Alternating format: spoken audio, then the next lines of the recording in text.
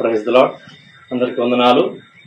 మన అనుదిన వాక్య ధ్యాన సమయాన్ని ప్రారంభించుకుందాం. పిల్లరా, ప్రార్థన చేసుకుందాం.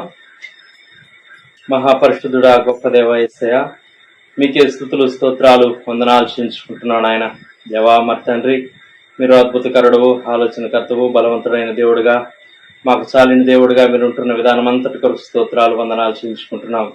దేవా, అవును ప్రభా, మరి తండ్రి, మీరు మా నిరీక్షణకు కర్త, విశ్వాసమునకు కర్త, ఆదరణ కర్త ఉన్నారు. దేవా, అందరూ బట్టి మీకు స్తోత్రాలు వందనాలు చెల్లించుకుంటున్నాం. దేవా, మరి తండ్రి, ఇదిగో ప్రభా, వేకుజావున మీ ముఖ దర్శనాన్ని మేము చేసుకోవడానికి మాకు అనుగ్రహిస్తున్నటువంటి శ్రేష్టమైన సమయం కొరకు స్తోత్రాలు చెల్లించుకుంటున్నాం. దేవా, మీ వాక్యాన్ని వినడానికి, దేవా మరి తండ్రి, మీ వాక్యం వినుటతోడ మా యొక్క దినాన్ని మేము ప్రారంభించడానికి మాకు అనుగ్రహిస్తున్నటువంటి మీ గొప్ప కృపాభాగ్యం కొరకు స్తోత్రాలు వందనాలు చెల్లించుకుంటున్నాను. ఆయన దేవా, ఈ సమయాన్ని మాకెంతో మేలుకరంగా దీవెనకరంగా ఉంచమని ప్రార్థన చేస్తున్నాం.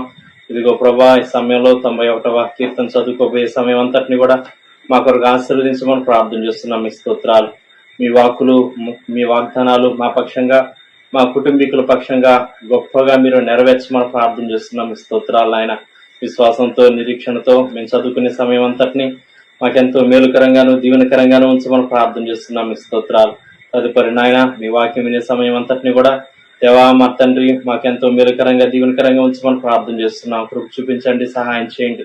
మీ పక్షంగా నిలబడి దేవా మరి తండ్రి నాయన, వాక్యం అందించబోయేటువంటి మా దైవజనుల్ని మరొకసారి మీ ఆత్మశక్తి బలంతో నింపి దేవా, మీరే మా దైవజనుల ద్వారా మాతో మాట్లాడండి.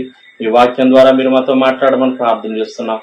మీరు మాట్లాడే దేవుడు అంటున్నందుకు మీ స్తోత్రాలు. ఆయన మీ వాక్యాన్ని మీరు నా దేవా మా తండ్రి మాకు వినిపిస్తూ ఉండగా దేవా, వినగలిగే చెవులు, గ్రహించగలిగే హృదయాలు, దాచుకునే మనసు మెండుగా మీరు మాకు అనుగ్రహించమని ప్రార్థన చేస్తున్నాం. సమస్త విషయాల్లో కృప చూపించండి. మీ నామానికి మహిమ తెచ్చుకోండి. ఆ రీతిగా ముందు సమయం అంతటినీ మా కొరకు దీవించమని యేసయ్య సర్వశక్తి కలిగిన నామములో స్తుతించి ప్రార్థన చేసి అడిగి వేడుకుంటున్నాం పరలోకపు తండ్రి, ఆమేన్. సమయంలో 91వ కీర్తన చదువుకుందాం. పిల్లరా, మహోన్నతిని చాటు నివసించువాడే, సర్వశక్తి నీడను విశ్రమించువాడు, ఆయనే నాకు ఆశ్రయము, నా కోట, నేను నమ్ముకును నా దేవుడని నేను యెహోవాని గూర్చి చెప్పుచున్నాను. వేటకాని ఊరిలో నుండి ఆయన నిన్ను విడిపించును, నాశనకరమైన తెగులు రాకుండా నిన్ను రక్షించును. ఆయన తన రెక్కలతో నిన్ను కప్పును, ఆయన రెక్కల క్రింద నీకు ఆశ్రయం కలుగును. ఆయన సత్యము కేడెమును డాలునై ఉన్నది.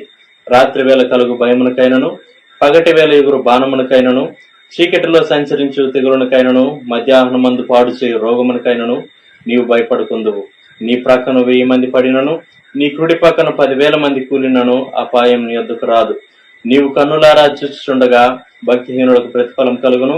యెహోవా, నీవే నా ఆశ్రయము అని నీవు మహోన్నతుడైన దేవుని నీకు నివాసస్థలముగా చేసుకుని ఉన్నావు. నీకు అపాయం ఏమీ రాదు, ఏ తెగులును నీ గుడారము సమీపించదు.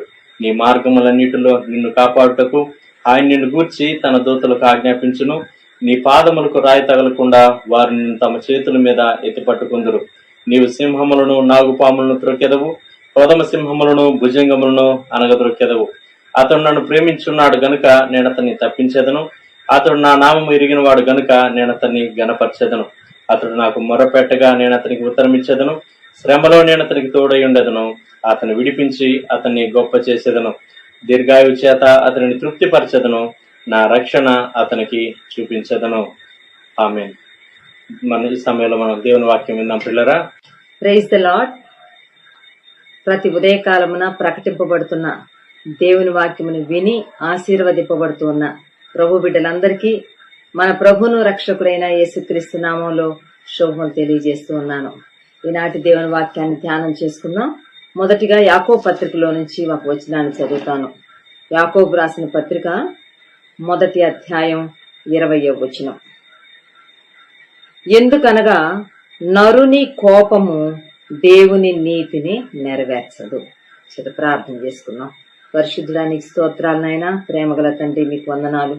మాకిచ్చిన జీవం కొరకు, మాకిచ్చిన ఆయుష్ కొరకు, మాకిచ్చిన నూతన దిన ప్రవేశం కొరకు స్తోత్రాలు.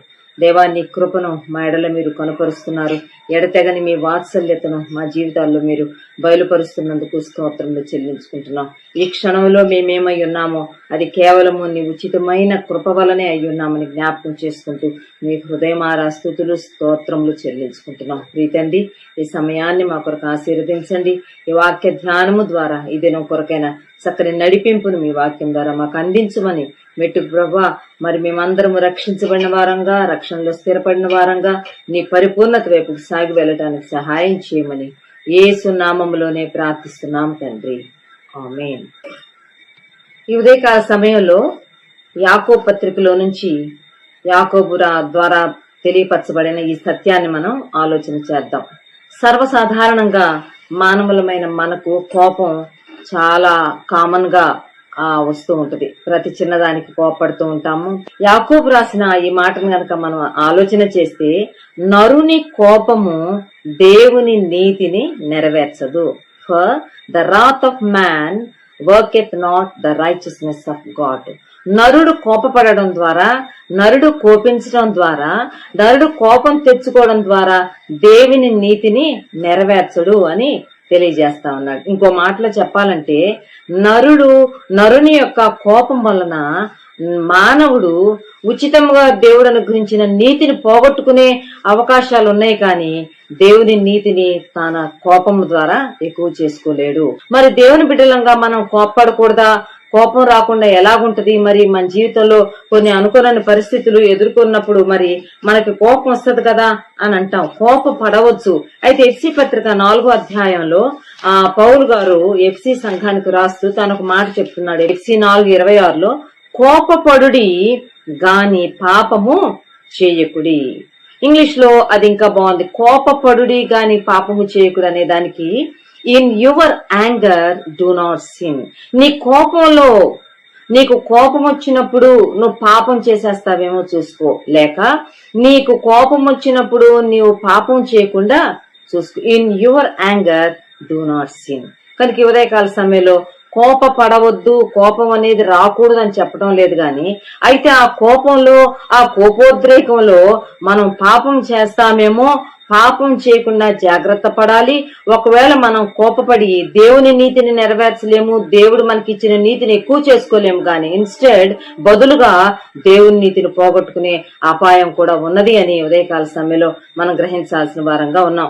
లేఖనాల్లో నుంచి నేను కొన్ని ఉదాహరణలు మీకు జ్ఞాపకం చేస్తాను. ఆదికాండం మరి 4వ అధ్యాయంలో ఆది తల్లిదండ్రులైన ఆదాము అవ్వలకు పుట్టిన జ్యేష్ఠ కుమారుడు కయ్యను, ఆ తర్వాత హేబెలు, వీళ్ళిద్దరు బ్రదర్స్.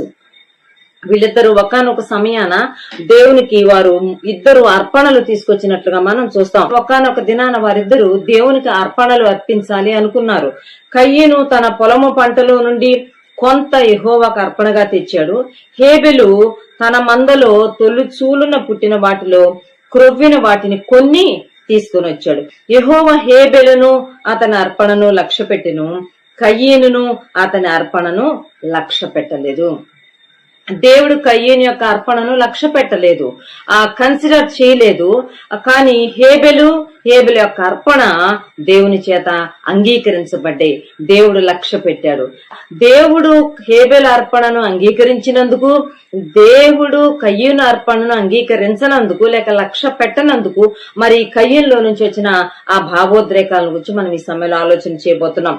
5వ వచనంలో ఉంటది, కయ్యేనును అతని అర్పణను ఆయన లక్ష్య పెట్టలేదు, కాబట్టి కయ్యనుకు మిక్కిలి కోపము వచ్చి అతడు తన ముఖము చిన్నబుచ్చుకొనగా. కయ్యనుకు చాలా కోపం వచ్చింది. ఇప్పుడు కయ్యనుకు మిక్కిలి కోపం, ఎంత కోపం వచ్చిందంటే అది దేవుడు కూడా గమనించేశాడు. అంటే దేవుని నోటీస్ లోనికి వెళ్ళిపోయింది. వెంటనే యెహోవా కయ్యనుతో అంటున్నాడు, నీకు కోపమేలా, ముఖము చిన్నబొచ్చుకొని ఉన్నావేమి, నీవు సత్క్రియ చేసిన ఎడల తలనెత్తుకొనవా. కయ్యను, ఎందుకు నీకు ఇంత కోపం వచ్చింది? నీకు కోపం రానేలా, నీవు కోపంతో నీ ముఖమును చిన్నబుచ్చుకొనేలా అని చెప్పి దేవుడు కయ్యూను ప్రశ్నిస్తున్నాడు. చాలా కోపం వచ్చింది కయ్యూనికి. ఆ కోపం అసూయగా మారింది, ఆ తర్వాత పగగా మారింది, దానికి ద్వేషం యాడ్ అయ్యింది.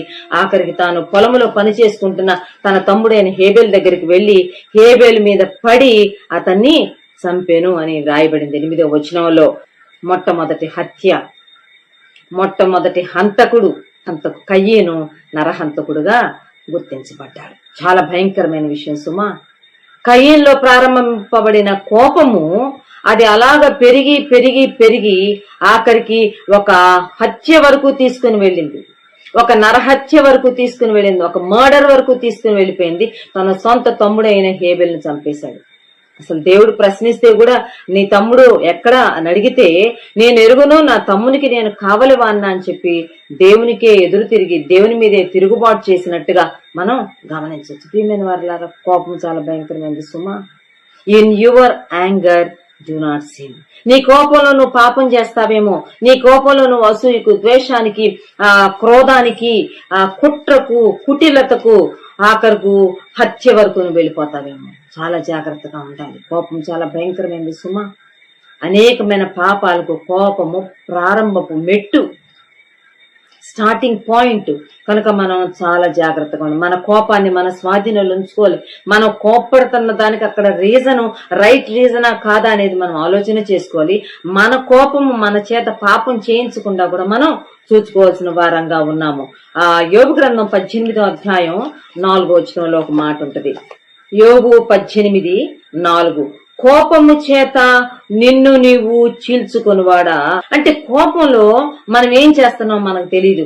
కోపంలో మనం ఎదుటోళ్ళని చీల్చేయగలము, కోపంలో మనల్ని మనం కూడా చీల్చేసుకుంటాం. ఒక చిన్న ఉదాహరణ నేను చెప్తాను. ఇద్దరు యవనస్తులు బైక్ రైడ్ చేస్తా ఉన్నారు. వాళ్ళు రోడ్డు మీద వెళ్తూ ఉన్నారు, ప్రయాణం చేస్తా ఉన్నారు. వాళ్ళిద్దరూ ఒకళ్ళనొకళ్ళు క్రాస్ చేసి వెళ్ళాలని చెప్పి ప్రయత్నం చేసుకుంటూ వెళ్తున్నారు. ఈ ప్రయత్నంలో ఒకళ్ళనొకళ్ళు చాలా ఫాస్ట్ గా మరి దాటుకుంటూ మళ్ళీ ఒకళ్ళు వెనక పడిపోతూ ఒకళ్ళు ముందుకెళ్తూ, ఈ దీనిలో ముందుకెళ్ళిపోతున్న వ్యక్తి మీద వెనక పడిపోయిన వ్యక్తికి చాలా కోపం వచ్చింది. నాకన్నా ముందెళ్ళిపోతున్నాడు వాడు, ఇలా చేశాడు అలా చేశాడు, నేను దాటాలి అని ఆ యొక్క పోటీ తత్వము లేకపోతే తనను దాటి ముందుకు వెళ్ళిపోయిన వ్యక్తి మీద అది అలాగా కోపంగా మారిపోయింది. చాలా కోపము, చాలా ర్యాష్ డ్రైవింగ్ లోకి వెళ్ళిపోయాడు. డ్రైవ్ చేసుకుంటూ వెళ్తున్నాడు, ర్యాష్ గా డ్రైవ్ చేస్తున్నాడు. నాకన్నా వాడు ముందు వెళ్ళడానికి వీల్లేదు, నేనే ముందుండాలని ఆ ర్యాష్ డ్రైవింగ్ లో, ఆ భయంకరమైన యాంగర్ లో వెళ్తూ దారిలో ఓ చిన్నపిల్ల రోడ్ క్రాస్ చేస్తుంటే అమ్మాయిని కొట్టేసి వెళ్ళిపోయాడు. అమ్మాయి అక్కడే స్పాట్ డెత్. అయినా లెక్క చేయలేదు. ఇంకా కోపం, ఏమి జరిగిందో కూడా ఆలోచించుకోలేని పరిస్థితి. తాను ఆ అవతల వ్యక్తిని జయించాలి లేక ఓడించాలి, వాడు వెనకపడాలి, నేను ముందుండాలి అనే ఆ వేగంతో వెళ్తూ ఆ కోపము ఆ వేగము రెండు కలిసిపోయి ఆఖరికి తన బైక్ వెళ్లి ఒక చెట్టు కొట్టుకుని తాను కూడా స్పాట్. ప్రియమైన వారిలారా, కోపముతో నిన్ను నీవే చీల్చుకొనివాడా. కయ్యూను జీవితంలో కూడా జరిగింది అది. తన కోపముతో తన తమ్ముడిని చంపేశాడు. ఆఖరికి తన కోపము తన జీవితాన్ని నష్టంలోనికి తీసుకుని వెళ్ళింది. తన నీతి ఏమి ఎక్కువ కాలేదు, తనేమి దేవుని దృష్టిలో నీతిమంతుడు కాలేదు సుమా. లేక తన జీవితం గాని తన యొక్క అర్పణ గాని దేవుని చేత లక్ష్య పెట్టబడలేదు. తన కోపం తెచ్చుకోబట్టి దేవుని దయను పోగొట్టుకున్నాడు, దేవుని యొక్క ఫేవర్ పోగొట్టుకున్నాడు. ఆ తర్వాత చాలా భయంకరమైన మాటలు ఉంటాయి. కయ్యేను దేవుని సన్నిధిలో నుండి వెలివేయబడ్డాడు అని రాయబడ్డాడు 13-14 వచనాల్లో. నా దోష శిక్ష నేను భరింపలేనంత గొప్పది, నేడు ఈ ప్రదేశం నుండి నన్ను వెళ్ళగొట్టితివి, నీ సన్నిధికి రాకుండా వెలివేయబడి దిగులు పడుచు భూమి మీద దేశ దిమ్మరినై ఉండును. దేశ దిమ్మరిగా దిగులు పడుతూ తాను లోకమంతా ఈ భూమి మీద తిరగడానికి కయ్యూను విడిచిపెట్టబడ్డాడు, దేవుని సన్నిధిలోంచి తోలివేయబడ్డాడు. కోపము చాలా భయంకరమైంది. కనుక మనం ఉదయకాల సమయంలో ప్రభు మనతో మాట్లాడుతున్నాడు. నీ కోపము నీ అదుపులో ఉండాలి, నీ స్వాధీనంలో ఉండాలి. నీ కోపంలో నువ్వు పాపం చేయకుండా, నీ కోపంలో నువ్వు ఇంకొకరిని కష్టపెట్టకుండా, బాధ పెట్టకుండా, లేకపోతే ఇబ్బంది పెట్టకుండా, ప్రాణాలు తీసేయకుండా చాలా చాలా జాగ్రత్తగా. రెండో అంశాన్ని నేను జ్ఞాపకం చేస్తాను. ఎస్తేరు గ్రంథంలోకి వెళ్దాము. ఎస్తేరు గ్రంథం 3వ అధ్యాయం 5వ వచనంలో ఇక్కడ ఒక వ్యక్తికి కోపం వచ్చింది. ఎవరు ఈ వ్యక్తి అని గనక మనం చూస్తే హామాను, అగాగీయుడైన హామాను. అప్పటికి ఆ అహష్వేరోషు రాజు పరిపాలనలో ఎస్తేరు రాణిగా ఎన్నిక చేయబడింది. ఎస్తేరు యొక్క యోగక్షేమాల గురించి విచారించుకుంటూ ప్రతిదినము ఆ యొక్క శోషణ కోట యొక్క ఆ ద్వారం దగ్గరికి వచ్చి, ఆ గేట్ దగ్గరికి వచ్చి ఎంక్వైరీ ఏ రోజుకు ఆ రోజు లోపల ఎస్తేరు క్షేమంగా ఉందా లేదని కనుక్కొని వెళ్తున్నాడు ముద్దకి. అలాంటి దినాలలో హామాను తను ఒక మంచి స్థితికి అధిపతులందరికన్నా ఒక ఎత్తైన హై పొజిషన్ లోకి తాను ప్రమోట్ చేయబడ్డాడు. అందరూ తనకు నమస్కారం చేస్తున్నారు, అందరూ తనకు సెల్యూట్ చేస్తున్నారు, అందరూ తన ఎదుట సాగిలు పడుతూ ఉన్నారు. అయితే మొద్దెకై అదే గుమ్మం దగ్గర తన యొక్క కుమార్తె అయినా లేక తన యొక్క పెంపుడు కుమార్తె అయిన ఎస్తేరు యొక్క యోగక్షేమాల గురించి విచారించడానికి ప్రతిరోజు ఆ గుమ్మం దగ్గరికి వెళ్తుంది. మొద్దెకై మరి హామానుకు నమస్కారం చేయటం లేదు. ఈ విషయాన్ని మరి పనివారు గుర్తించారు, తోటి వారు గుర్తించారు, రాజసేవకులు చెప్పారు. మొద్దికైకి చెప్పారు, నువ్వెందుకు నమస్కారం చేయటం లేదు, మేమందరం సాగిలపడి నమస్కారం చేస్తాం, నువ్వెందుకు చేయట్లేదంటే తాను ఒక మాట చెప్పాడు 4వ వచనంలో, నేను యూదుడను గనక ఆ పని చేయజాలనని వారితో చెప్పి ఉండెను. నేను యూదుడును, నేను ఆ పని చేయకూడదు కనుక నేను ఆ పని చేయనని చెప్పాడు. అయితే మొద్దికై వంగకయు నమస్కరింపకయు ఉండుట హామాను చూచినప్పుడు బహుగా కోపగించి మొద్దెకై ప్రాణము మాత్రమే తీయుట స్వల్ప కార్యమని ఎంచి మొద్దెకై యొక్క జనులు ఎవరైనది తెలుసుకుని అహశ్వరోష్ యొక్క రాజ్యమనంతటా నుండి మొద్దెకై స్వజనులగురు యూదులనందరినీ సంహరించుటకు ఆలోచించాను. హామాను బహుగా కోపగించను. ఇందా కయ్యూను గురించి రాయబడింది, కయ్యూను మిక్కిలి కోపగించాడు. In his anger he has done a murder, ఒక హత్య చేసేశాడు. ఇక్కడ మరి ఆ మొద్దెకై మీద కూడా హామానుకు చాలా కోపం వచ్చింది. అతడు బహుగా కోపగించాడు, చాలా కోపగించి అనుకున్నాడు. ఎంత కోపం వచ్చిందంటే, ఎంత కోపం తెచ్చుకున్నాడంటే హామాను, మొద్దెకై నేను చంపేసేస్తాను, మొద్దెకై ప్రాణం నేను తీసేస్తాను. ఎంత విచారం కదా, నీకు వంగనందుకు, నీకు నమస్కారం చేయనందుకు నువ్వు ఒక వ్యక్తి ప్రాణాలు తీసేయడానికి నీకు అధికారం ఉన్నదా? అతని ప్రాణం తీస్తానంటమే గొప్ప ఘోరమైన విషయం అయితే తాను అంటున్నాడు, మొద్దెకై ప్రాణము మాత్రమే తీయడం స్వల్ప కార్యమని ఎంచి మొద్దెకై యొక్క స్వజనులు ఎవరో తెలుసుకుని యూదులనందరినీ, ఆ అశ్వరోష్ యొక్క రాజ్యం అన్నంతటా ఉండే యూదులనందరినీ చంపడానికి తాను ఆలోచన చేశాడు. ఎంత ఘోరం కదా. మనకు తెలుసు ఆ తర్వాత ఏం జరిగిందో, ఎవరి జోలికి వెళ్ళాడో తనకు తెలియలేదు.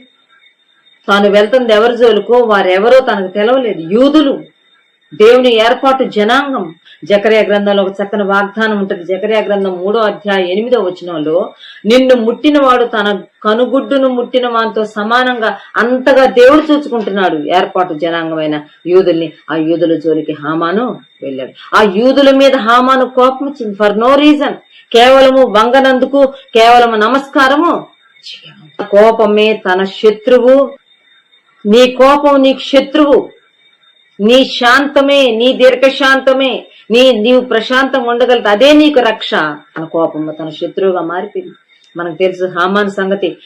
యూదులందరూ ఒక్కళ్ళు కూడా యూదులు చనిపోలేదు, గాని యూదులను చంపాలనుకున్న హామాను యొక్క 10 మంది కుమారులు చనిపోయారు.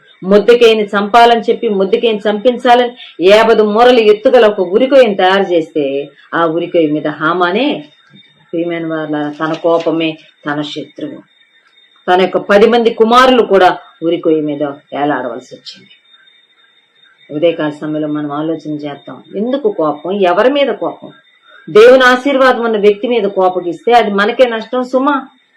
దేవుని చేత నీతిమంతుడుగా అంగీకరించబడిన, దేవుని చేత అంగీకరించబడిన హేబెల అర్పణ అది చూచి సహించలేకపోయినందుకు కయ్యూను మీదకి నష్టం వచ్చింది సుమా. ఒక దేశ దిమ్మరిగా మారిపోయాడు. ఒక మొట్టమొదటి హంతకుడుగా దేవుని సన్నిధి నుంచి తోలివేయబడ్డాడు. దేవుని కృపను పోగొట్టుకున్నాడు. హామాను దేవుని యొక్క ఏర్పాటు జనాంగమైన యూదుల జోలికి వెళ్ళాడు. తన కోపమే తన శత్రువుగా మారింది. తనకు ఉరికొయ్య వద్దకు నడిపించింది. హి లాస్ట్ హిస్ లైఫ్. తన 10 మంది కుమారులు కూడా ఉరి తీయబడ్డారు. దేవుని బిడ్డల జోలికి వెళ్ళాడు. దేవుని ఏర్పాటు జనాంగం జోలికి వెళ్ళాడు. హామాను నష్టపోయాడు. దేవుని చేత దీవించబడిన, దేవుని చేత అంగీకరించబడిన హేబెలు జోలికి వెళ్లి కోపం తెచ్చుకున్నందుకు కయ్యూను దేశ దిమ్మరిగా దేవుని సన్నిధి నుంచి తోలివేడు. ఇంకొక 2వ రాజుల గ్రంథం 5వ అధ్యాయంలో ఇక్కడ మనకు ఒక సైన్యాధిపతి కనబడతాడు. ఆ సైన్యాధిపతి పేరు నయమాను. ఆయన సిరియా దేశానికి చెందిన సైన్యాధిపతి. ఈ సిరియా దేశపు చెందిన సైన్యాధిపతి యొక్క ఇంటిలో ఒక ఇశ్రాయేలు చిన్నది ఉంటది. ఈ నయమానుకు కుష్ఠరోగం. ఎన్నో దేశాల మీద యుద్ధాలకు వెళ్ళేవాడు, ఎన్నో జయాలు పొంది తిరిగి వచ్చేవాడు. కానీ తన యొక్క దేహం మీద ఉన్న కుష్టు రోగాన్ని బట్టి చాలా బాధపడుతూ ఉండేవాడు. అప్పుడు ఈ ఇశ్రాయేల్ దేశం చిన్నది ఆ ఇంట్లో పనిచేస్తుంది. ఆ యజమానురాల దగ్గర చెప్పింది, మా ఇశ్రాయేలు దేశంలో ఒక ప్రవక్త ఉన్నాడు, ఆయన దగ్గరికి వెళ్తే ఆయన ఈ యొక్క మా యజమానిని నా ఏలిన వాడిని ఆ కుష్ఠరోగం నుండి బాగు చేస్తాడని చెప్పి ఎలీషా ప్రవక్తను గురించి చెప్తారు. అప్పుడు నయమాను ఎలీషా ప్రవక్త దగ్గరికి వెళ్తాడు. 2వ రాజుల గ్రంథము 5వ అధ్యాయం 9వ వచనం. నయమాను గుర్రములతోనూ రథముతోనూ వచ్చి ఎలీషా ఇంటి ద్వారము ముందర నిలిచి ఉండగా, పెద్ద పెద్ద గుర్రాలు రథాలు అన్ని వేసుకొని రౌతులతో వెళ్లి ఎలీషా ఇంటి ముందు నిలబడితే, ఎలీషా, నీవు యోర్దాను నదికి పోయి 7 మార్లు స్నానము చేయము, నీ ఒళ్ళు మరలా బాగా నీవు శుద్ధుడు అవుదామని అతనితో చెప్పుటకు ఒక దూతను. కనీసం ఎలీషా బయటకు కూడా వెళ్ళలేదు. ఈ మాట వినగానే 11వ వచనంలో, అందుకు నయమాను కోపము తెచ్చుకొని తిరిగిపోయి ఇట్లను, చాలా కోపం వచ్చేసింది, ఇంకా వెనక్కి రిటర్న్ అయిపోతున్నాడు. అంటున్నాడు, అతడు నా యొద్దకు వచ్చి నిలిచి తన దేవుడైన యెహోవా నామమును బట్టి తన చేయి రోగముగా ఉన్న స్థలము మీద ఆడించి కుష్ఠరోగమును మాన్పునని నేను అనుకుంటుని. దమస్కు నదులైన అబానాయును ఫర్పరును ఇశ్రాయేలు దేశంలోని నదులన్నిటికంటే శ్రేష్టమైనవి కావా, వాటిలో స్నానము చేసి శుద్ధి నొందలేనా అని అనుకుని రౌద్రుడై తిరిగి వెళ్ళిపోయాడు. చాలా కోపం వచ్చింది. చాలా కోపము తెచ్చుకున్నాడంట. నయమాను కోపము తెచ్చుకొని వెళ్ళిపోతా ఉన్నాడు. మేలు పొందవలసిన నయమాను, దీవించబడవలసిన నయమాను, ఆరోగ్యం పొందవలసిన నయమాను అన్నెసెసరీగా అనవసరంగా కోపం తెచ్చుకున్నాడు. వెళ్ళిపోతా ఉంటే అప్పుడు తన సేవకుల్లో ఒకళ్ళు చెప్పారయ్యా, నువ్వు ఎందుకు కోపం తెచ్చుకుంటున్నావు, ఆయన ఒకవేళ ఇంతకన్నా పెద్ద పని ఏదైనా చెప్తే నువ్వు చెయ్యవా, చేస్తావు కదా, ఆయన చెప్పిన ఈ పనిని మనం ఎందుకు చేయకూడదు, చెప్పిన మాట ప్రకారం మనం వెళ్ళి స్నానం చేద్దాము, వెళ్దాం రండి అని చెప్పి ఒప్పించి పరివారంతో వెళ్లి నీళ్లలో 7 మార్లు మునిగి బయటకు రాగానే తన దేహము పసిపిల్ల దేహం వలె అయి శుద్ధుడైపోయాడంట. ఇక్కడ మనం ఆలోచించాల్సిన విషయం ఏంటంటే, కోపము తెచ్చుకోవడం సులభమే, కానీ కోపాన్ని అణుచుకోవడం గొప్పతనం. కోపాన్ని మన ఆధీనంలోనికి, మన స్వాధీనంలోనికి తెచ్చుకోవడం చాలా అవసరం సుమా.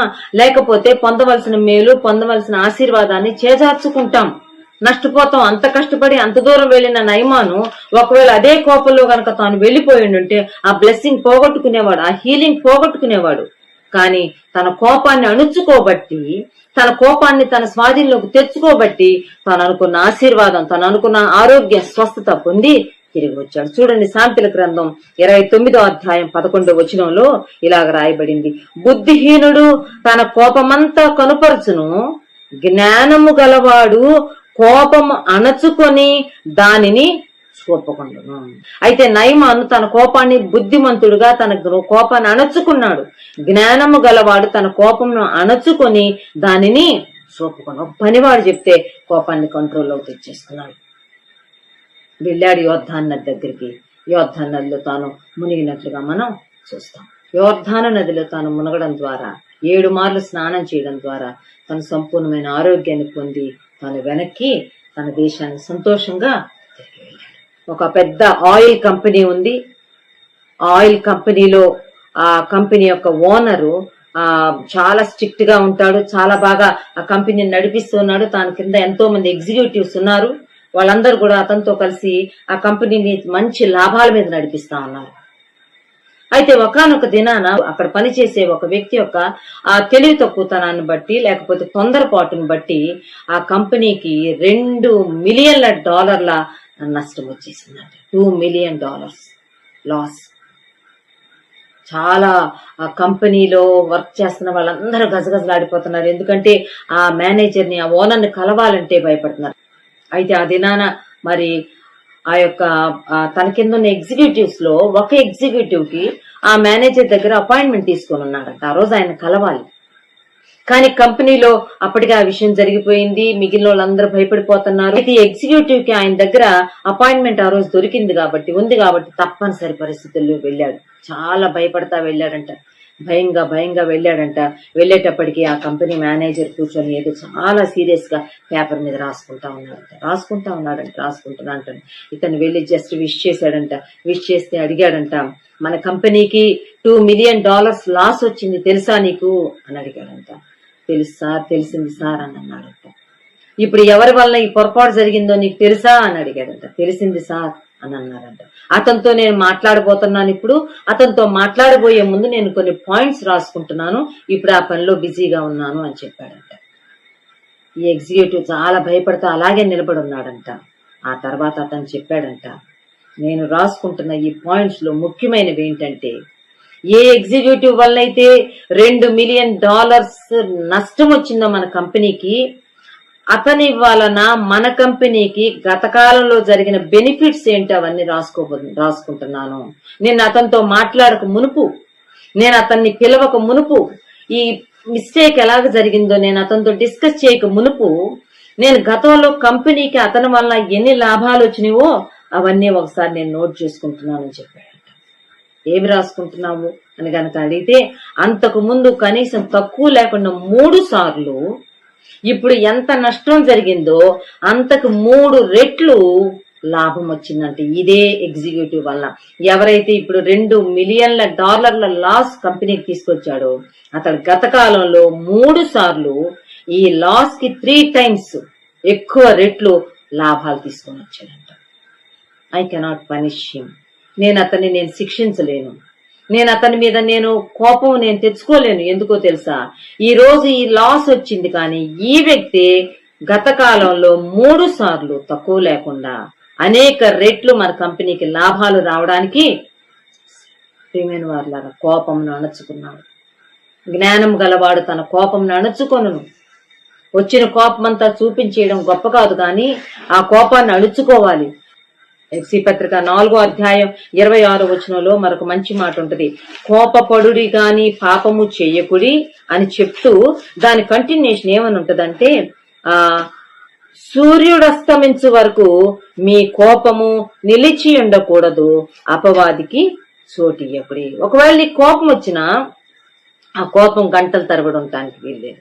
ఏ రోజు కోపం ఆ రోజుతోటే వెళ్ళిపోవాలి. ఆ రోజుతో నీకు ఆ కోపం చల్లబడిపోవాలి. నువ్వు దానికి సంబంధించిన విషయాలన్నిటిని విశ్లేషించి దాని గురించిన ఒక సంపూర్ణమైన అవగాహనతో నువ్వు ముందుకు సాగి వెళ్లాలే గాని అదే కోపంతో నువ్వు మరుసటి రోజులోనికి ఒక నూతన దినంలోనికి నువ్వు ప్రవేశించడానికి వెళ్ళలేదు.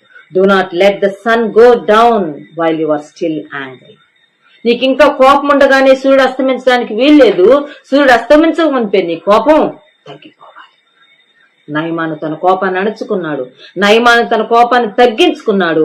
అందుకే వచ్చినందుకు తాను పొందవలసిన ఆశీర్వాదాన్ని తిరిగి పొంది వెళ్తున్నట్టుగా మనం చూస్తాం. చూడండి, కొలస్సే పత్రిక 3వ అధ్యాయం 8వ వచనంలో ఒక మాట ఉంది, అది చదువుతాను. ఇప్పుడైతే మీరు కోపము, ఆగ్రహము, దుష్టత్వము, దూషణ, మీ నోట బూతులు అను వీటన్నిటినీ విసర్జించుడి. Get rid of all such things, anger etcetera అంటాడు. ఇవన్నీ కోపము, ఆగ్రహము, దూషణ మాటలు, మీ నోట దుష్టత్వము, వీటన్నిటిని మీరు you need to get rid of them. వాటిని మించి మీరు బయటకు వచ్చేయాలి. కోపపడుడి గాని పాపము చేయకుడి. ఇంకో మాట గురించి చెప్తాను చూడండి. 1 తిమోతి పత్రికలో 2వ అధ్యాయం 8వ వచనం, కావున ప్రతి స్థలమందును పురుషులు కోపమును సంశయమును లేనివారై పవిత్రమైన చేతులెత్తి ప్రార్థన చేయవలనని కోరుచున్నాను. ప్రార్థన చేసేటప్పుడు మనం హోలీ హ్యాండ్స్ తో, పవిత్రమైన చేతులతో, lift up your holy hands in prayer without anger అని అంటారు. కోపంతో, ఆవేశంతో, కోపోద్రేకంతో ఎవరి మీదో ఏమేమో పెట్టేసుకుని మనసులో కష్టం ప్రార్థనలోకి రావద్దు. పవిత్రమైన చేతులెత్తి ప్రభువుకు ప్రార్థన చేసేటప్పుడు నువ్వు కోపమును, సంశయములు నువ్వు మానాలి సుమా. ఒక చిన్న ఉదాహరణ చెప్పి నేను ముగించేస్తాను. ఒక కార్పెంటర్ షాప్ లోకి ఒక రాత్రి బాగా నైట్ టైంలో ఒక పాము ప్రవేశించిందంట. ఆ కార్పెంటర్ ఆకలిగా ఉంది. ఆ కార్పెంటర్ షాప్ లో మరి రంపాలు, రకరకాలైన ఇనప సామాను ఉన్నాయి. ఈ యొక్క పాము చీకట్లో ఎలుకనో పందికొక్కును పట్టుకోవడానికి చాలా వేగంగా పరిగెత్తుతా ఉంది. అలా వెళ్తూ ఉండగా బాగా పదునైన కత్తి లాంటి రంపం లాంటి దాని శరీరం తగిలింది. తగిలేటప్పటికి బాగా నొప్పేసేసింది. ఈ పాము అనుకున్నది, నన్ను కొట్టే వాళ్ళు ఉన్నారా, నన్ను కాటేసే వాళ్ళు ఉన్నారా, నన్ను బాధ పెట్టే వాళ్ళు ఉన్నారా అని చెప్పి వెంటనే ఎక్కడైతే తన శరీరానికి పదునైన గాయం తగిలిందో వెంటనే అటువైపు తిరిగి కాటేసిందంట. అదేదో ఒక జంతువు అనుకుంది, లేక ఎవరో తనకు హాని చేస్తున్నారు అనుకుని దాన్ని కొట్టిందంట. తీరా అది చాలా షార్ప్ ఎడ్జ్డ్ నైఫ్. అది కొడతా ఉంటే అది షార్ప్ బాగా పదునుగా ఉంది కాబట్టి దీనికి మరలా గాయం అవుతుందని చెప్పి మళ్ళా కొడుతుంది దాన్ని. ఇలా కొట్టి ఆఖరికి ఏం జరిగిందంటే ఆ యొక్క పదునైన కత్తికి తన ముఖాన్ని, తన తలను వేసి కొట్టుకోవడం వల్ల పూర్తిగా అక్కడ తలంతా ఛిద్రమైపోయి పడి అక్కడ ఆ పాము చనిపోయింది. తన కోపమే తన శత్రువు. ఉదయం అయిపోయింది, పడి చనిపోయింది. ఉదయం మామూలుగా కార్పెంటర్ వచ్చాడు, షార్ప్ తెరుచుకొని పనులు చేసుకుందామని చెప్పి షాపు తెరిచి చూస్తే ఆ షార్ప్ పదునైన బాగా పదునుగా ఉన్న ఆ యొక్క ఆయుధం దగ్గర ఛిద్రమైపోయిన పాము అక్కడ పడిపోయిందంట. ప్రియమైన వారలారా, తన కోపమే తన శత్రువు.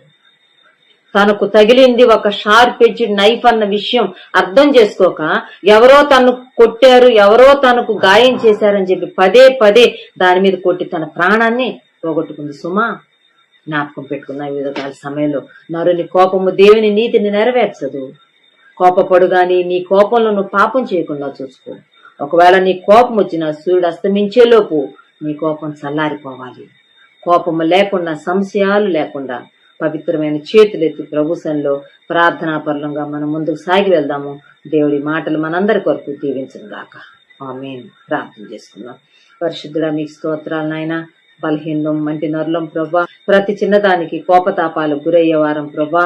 కానీ నరుని కోపము దేవుని నీతిని నెరవేర్చదని మాకు జ్ఞాపకం చేసినందుకు స్తోత్రములు చెల్లించుకుంటున్నాం. కయ్యూను తన కోపం వలన తన తమ్ముడైన హేబెల్ను చంపేశాడు.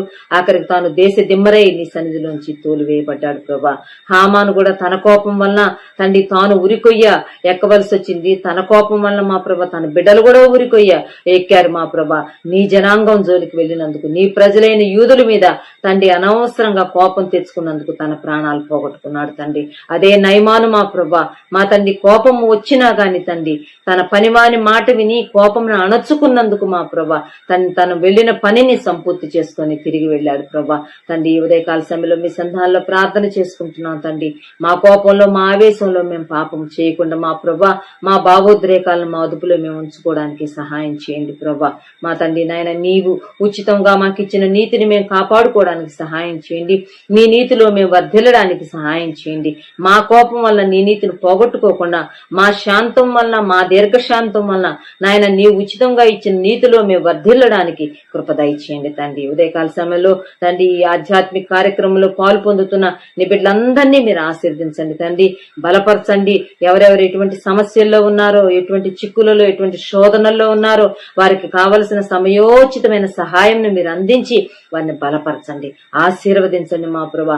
ఆధ్యాత్మికమైన దీవెనలతో ప్రతి వారిని నింపుమని, మెట్టుకు మేమందరము రక్షణలో స్థిరపడి నీ రాకడలో ఎత్తబడులాగున కృప అనుగ్రహించుమని, తోడే ఉండుమని యేసు నామములోనే ప్రార్థిస్తున్నాం తండ్రి. ఆమేన్. ప్రభు నామములో మీకు అందరికీ వందనాలు. మన ప్రభువైన యేసుక్రీస్తు వారి కృప, దేవుని ప్రేమ, పరిశుద్ధాత్మని అన్యోన్య సహవాసం సదాకాలం సంగమునకు తోడై ఉండును గాక. ఆమేన్.